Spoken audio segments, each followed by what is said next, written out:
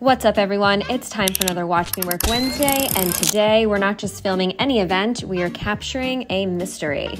We're on site for Options for Community Living, which is a nonprofit doing incredible work providing housing and support services across Long Island.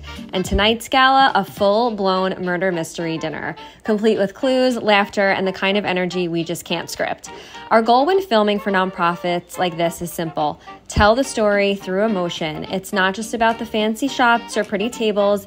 It's about mission, the people, and the purpose behind every moment. Between the laughter, the suspense, and the heartfelt speeches, this night was filled with community, hope, and massive impact. So when you combine a good cause with great storytelling, that's when content truly comes alive. This Watch Me Work Wednesday is where creativity meets cause and every frame feels something bigger. Catch you guys next week.